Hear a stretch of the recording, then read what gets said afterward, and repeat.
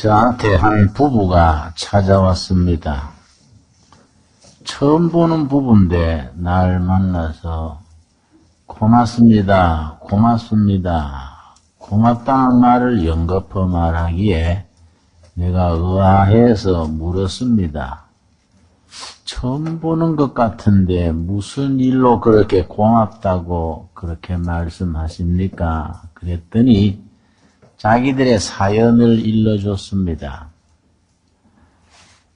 두 부부가 아들이 둘인데 부부 사이가 나빠서 한 주먹 밑에 두 가정처럼 따로따로 살았다는 겁니다. 서로 보는 것이 지겹고 대화는 끊어지고 아이들만 아니면 꼭 이혼을 해야겠는데 아이들 생각하니까 그러지를 못하고 그렇게 한 지붕 밑에서 남남처럼 한 1년간 살았다 합니다. 그러다가 도저히 안 되겠다. 아이들은 아이들 자기 인생들 살기고 우린 이래가지고는 지옥이 따로 있냐? 헤어지자 하고 합의를 하고서는 이제 가정법원인가 이제 서로 서류를 작성해서 가게 됐습니다.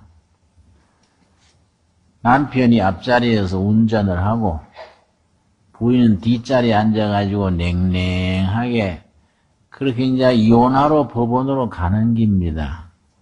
그런데 뭐 둘이 그렇게 그런 사이로 가니까 지겹고 지루하니까 남편이 그 전날 친구가 이거 테이프 한번 들어보라고 김진홍 목사라는 분의 이건 사랑이란 제목의 테이프인데 꼭 들어볼 만하니까 들어보라고 그 전날 친구가 테이프를 하나 줬다는 겁니다. 그러니까 이거 들으면서 갑시다 하고 그 틀었습니다. 그걸 듣는 중에 우스운 장면도 나오고 가슴이 참 슬픈 장면도 나오고 같이 웃기도 하고 울고 하다가 법원 마당에 갔는데 아직 듣던 게 남았습니다. 남편이 말하기를 그 뭐 이혼하는 게 시간 정해진 것도 아닌데 듣던 거 마저 듣고 갑시다. 그러니까 부인이 그러세요. 그리고 이제 한 번 듣기 끝낸 뒤에 다시 남편이 뭐라는 거 아니? 이왕기사 좀 늦은가 한번 더 듣고 갑시다. 그럽시다. 두 번 들었다 합니다. 두 번 듣고 나서 그동안에 그 말씀에 가슴이 닿아서 남편이 가만히 눈을 감고 한참 앉아있더니 여보 내가 잘못했수다. 내가 그동안에 너무 당신을 무시하고 당신하고 대화도 끊어지고 당신이 와서 애기 둘 낳으면서 고생도 많이 했는데 내가 진정 아내 대접을 못해서 죄송합니다. 내가 잘못했으니 우리 한번 1년 좀 기간을 더 두고 같이 한번 연애할 때 심정으로 다시 시작해 봅시다. 그래서 1년 좀 지난 뒤에 정 안 되면 1년 뒤에 다시 여기 와도 안 되겠습니까? 남편이 그러니까 부인도 그 말 하고 싶었는데 자존심이 상해가지고 그 말 못하고 있었는데 남편이 그런 말 하니까 아이고 그럽시다 하고서는 다시 차를 돌려서 집으로 갔습니다. 집으로 가서 방에 들어가서 모처럼 서로 얼굴을 마주 대하고 그 남편이 말하기를 그동안에는 내가 당신에게 잘못했으니 내가 우리가 옛날 연애할 때 심정으로 돌아가서 다시 해봅시다. 내가 잘해볼 테니까 당신도 내가 잘하는 만큼 받아주시오. 그래서 다시 시작을 했는데 아이고 언제 그렇게 불화했느냐는 식으로 날로 행복해지고 달라졌습니다. 엄마 아버지 사이가 나쁠 때는 아이들이 눈치를 보고 기가 죽어가지고 풀이 죽어 있었는데 아버지 엄마 사이가 좋아지니까 아이들이 활기를 펴고 아주 생기가 나고 가정이 아주 화목해졌습니다. 그래서 두 부부가 의논하기를 우리가 김진홍 목사 설교 테이프 말씀 듣다가 이렇게 됐으니 가서 고맙다고 인사를 합시다. 그래서 날 찾아왔다는 겁니다. 그러니까 얼마나 감사한지 두 분의 손을 잡고 셋이서 기도했습니다. 하나님의 말씀이 역사하셔서 깨어진 가정, 무너진 가정이 이렇게 새로워져서 행복을 되찾게 된 것 감사합니다. 이것이 하나님의 창조하시는 역사인 줄로 믿습니다. 그래서 감사 기도를 드렸습니다. 오늘의 주제는 창조하는 신앙입니다. 창세기 1장에 창조의 기록이 나오는데 결론을 먼저 말씀드리자면은 말씀으로 창조하시는 하나님의 창조 역사는 창세기 1장에서 끝이 난 게 아니다 이겁니다. 무슨 말이냐? 하나님의 말씀이 닿는 곳에는 지금도 창조의 역사가 되풀이 이어지고 있다는 사실입니다. 먼저 창세기 1장 26절 우리 한번 찾아보겠습니다. 창세기 1장 26절 말씀. 하나님이 이르시되 우리의 형상을 따라. 하나님이 우리라고 표현을 합니다. 성부 하나님, 성자 하나님, 성령 하나님, 더불어 공동체로 계시는 삼위일체 하나님을 뜻하는 상징적인 표현이라고 해석을 하기도 합니다. 그래서 우리의 형상을 따라 우리의 모양대로 우리가 사람을 만들자. 하나님께서 한 분 하나님이시지만은 하나님이 계시는 존재하시는 그 방식이 특이해서 성부 하나님, 성자 하나님, 성령 하나님, 삼위일체로 공동체로 우리로서 계시는 하나님께서 사람을 지으시는 얘기인데, 자, 우리가 상식적으로 아는 얘기 되풀이 하겠습니다. 하나님이 창조하실 때에 소를 창조하실 때는 소처럼 창조하시고 개를 창조하실 때는 개처럼 창조하셨는데 사람을 지으실 때는 사람처럼 지었습니까? 아니다 이거예요.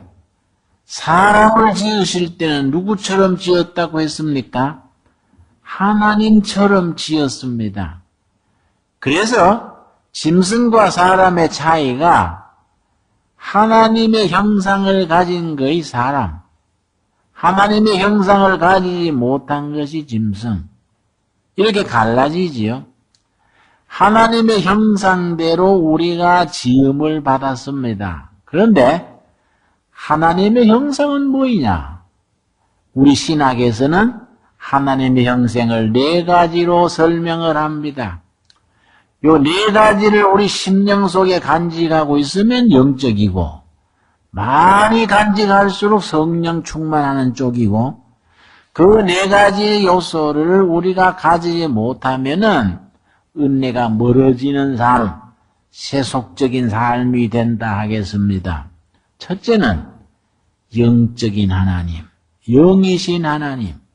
둘째는 사랑이신 하나님. 셋째는 창조하시는 하나님. 네 번째는 아까 말씀드린 것처럼 공동체로서 계시는 하나님. 그 신학에서는 하나님의 공동체적 존재 방식이라고 그렇게 표현을 합니다. 여러분, 영이신 하나님, 교회가 왜 중요합니까? 영적인 삶의 중심이지요. 교회는 무조건 영적이라 해야 됩니다. 교회가 이 땅에 왜 필요하고 우리가 교회에 왜 나옵니까? 교회가 할 일이 많지요. 때로는 구제도 필요하고 민주화 운동도 할 때는 해야 되고 통일운동도 필요하고 복지, 교육, 교회가 감당할 일이 많습니다. 그럼에도 불구하고 교회가 교회다워지는 근본은 뭡니까? 영적인 거죠. 영적인 교회의 영적인 성도들, 이것이 교회의 본질이고 하나님의 본질 아니겠습니까? 두 번째, 사랑의 하나님. 하나님 자신이 사랑이십니다. 그래서 이런 질문이 있습니다. 하나님이 우주를 왜 지으셨느냐? 하나님이 사람을 왜 지으셨느냐? 하나님이 사람을 왜 지으시고 우주를 왜 지었습니까?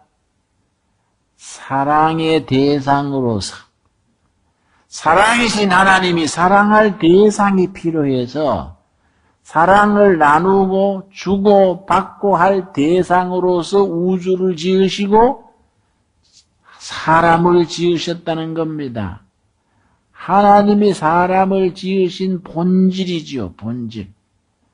그래서 사랑이 많은 곳에 하나님이 계시는 거이고 미움과 다툼, 사랑이 없어지는 자리에 하나님이 사라지는 것 아니겠습니까? 그러고 창조하시는 하나님, 오늘의 주제입니다. 창조하시는 하나님. 창조에 대해서는 창세기 1장이 창조장이지요. 1장 1절 말씀 우리 같이 읽겠습니다. 1절과 2절 같이 읽겠습니다. 태초에 하나님이 천지를 창조하시니라. 땅이 혼돈하고 공허하며 흑암이 깊음 위에 있고 하나님의 영은 수면 위에 운행하시니라. 1절과 2절 사이에 아주 중요한 해석이 있습니다. 좀 문법적으로 말해서 딱딱합니다만은 1절과 2절이 독립절이냐, 2절이 1절에 종속된 절이냐, 그렇게 얘기를 합니다. 이게 무슨 차이냐? 하나님이 천지를 창조하시니라. 창조를 하셨는데 그 다음 창조하신 초기에 2절 이어서 땅이 혼돈하고 공허하며 흑암이 깊음 위에 있고 하나님의 영이 수면에 운행하신 거이냐? 아니면 두 번째 해석은 하나님이 창조를 시작하실 때에 혼돈이 있고 공허가 있고 흑암이 있는 거기에서 창조를 하셨느냐? 완전히 내용이 달라지지요. 여러분, 한 가지 신학적인 질문이 있습니다.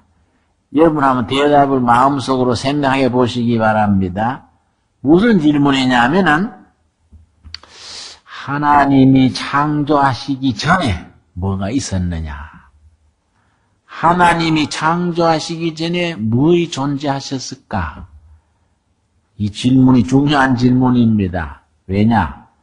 하나님이 창조하실 때에 2절에 나오는 혼돈, 무질서입니다. 카오스, 무질서, 혼돈이 있고 공허가 있고 흑암이, 깜깜한 흑암이 있었느냐? 이거는 질문이 되는 겁니다. 정답은 뭐이냐? 전혀 아무것도 없었다는 겁니다. 시간도 공간도 아무것도 없는 데서 말씀으로 천지를 지으신 겁니다. 이걸 신학에서는 중요하게 다뤄서 무로부터의 창조, 라틴어로 creatio ex nihilo, creation from nothing, nothingness. 전혀 시간도 공간도 아무것도 없는 겁니다.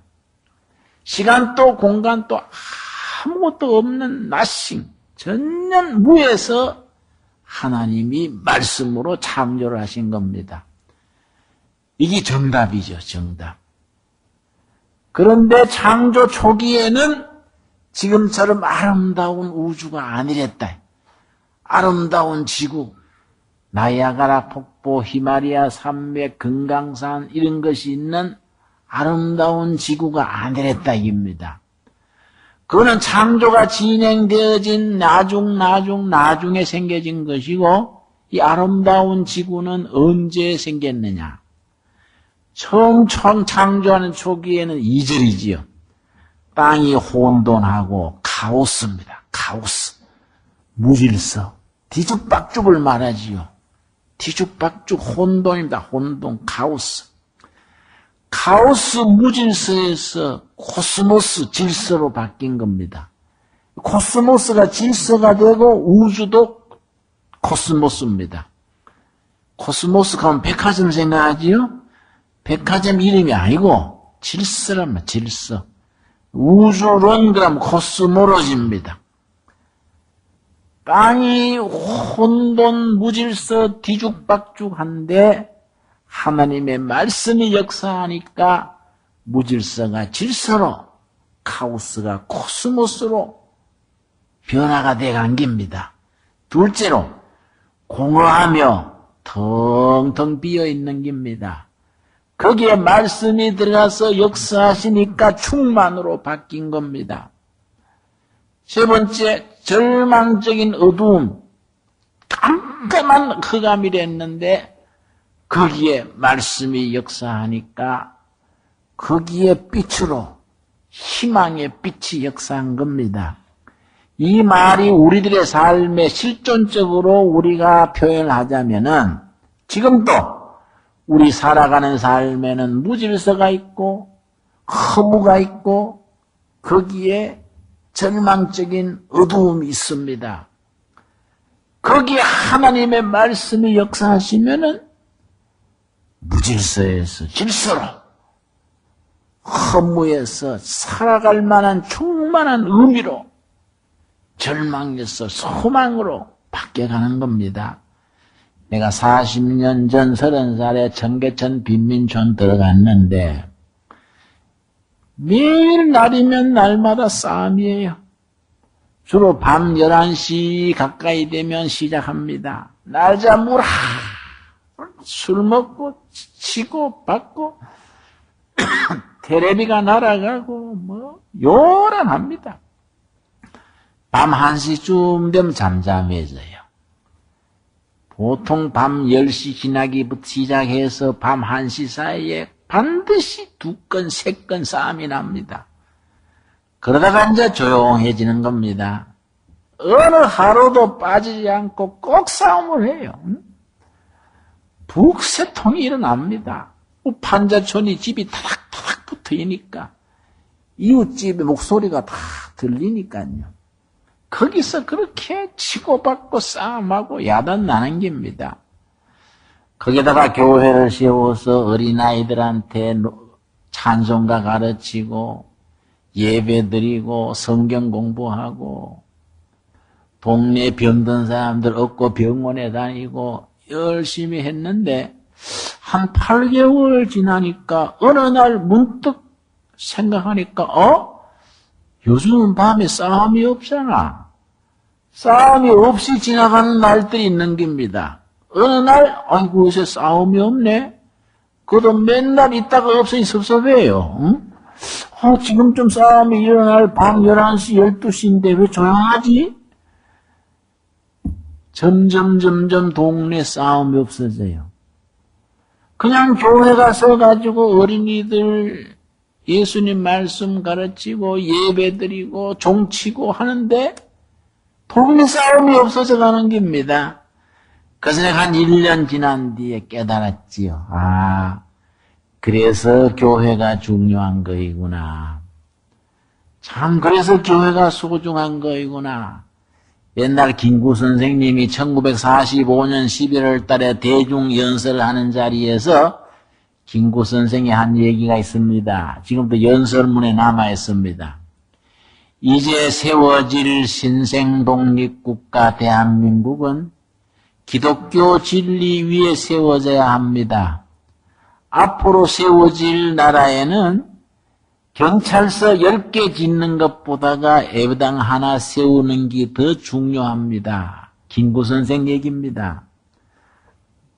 교회가 세워지고 말씀이 퍼지고 찬양이 우러 퍼지면은 다툼과 싸움과 허무가 사라지는 겁니다.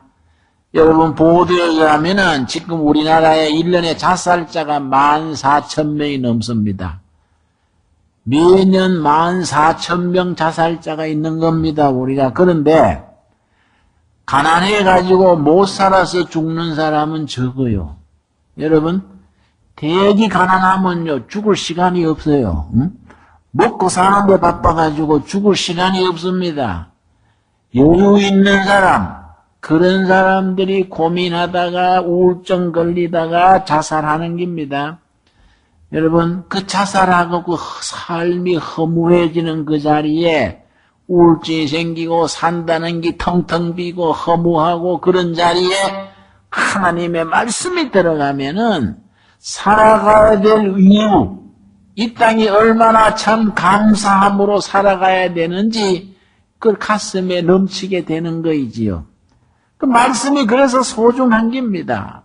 그러고 말씀이 역사하시면은 절망적인 자리에서 정말 하나님의 말씀이 역사하시면은 새로운 창조 역사가 일어나는 겁니다.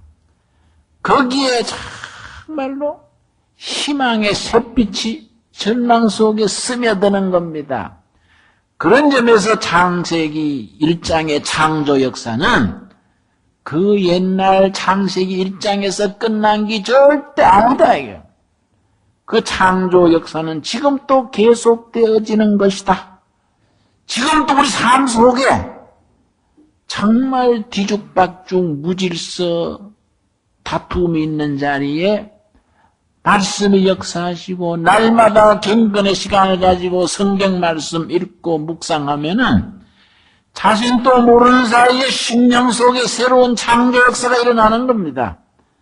자기 자신도 모르는 사이에 텅텅 비고 허무하고 세상이 그렇게 지겹던 세상이 살아가야 될 충분한 이유, 내가 왜 땀 흘리고 내가 왜 역경을 극복하고 내가 왜 나누고 베풀고 해야 되는지 그 의미가 말씀을 통해서 우리 심령 속에 자리를 잡게 되는 것입니다. 그리고 젊은 날의 방황, 회의, 갈등, 허무가 말씀이 뿌리를 내리고 역사하면서 정말로 희망으로, 희망의 빛으로 우리에게 다가오는 겁니다. 그런 창조의 역사가 지금 우리들 속에 살아서 역사하는 생명의 힘으로 역사하게 되기를 바랍니다. 기도하겠습니다. 주님 은혜를 감사드립니다. 때를 따라 도우시고 역사하시는 하나님의 창조의 역사가 우리 중에 역사하여 주시옵소서. 창조의 역사가 창세기 1장에서 끝난 것이 아니라 오늘 우리들의 심령 속에, 가정 속에, 삶의 현장 속에 오늘 또 되풀이 일어나는 것을 감사드립니다.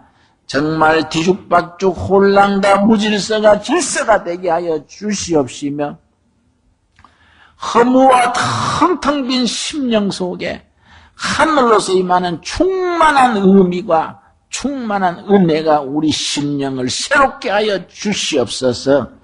우리 심령에 절망이 있었습니까? 답답함이, 우울함이 있었습니까? 말씀을 통하여서 소망의 빛이 스며들어 우리가 기뻐 뛸 수 있는 은혜의 삶을 누리게 하여 주시옵소서. 예수님 이름 받들어 기도드렸사옵나이다. 아멘.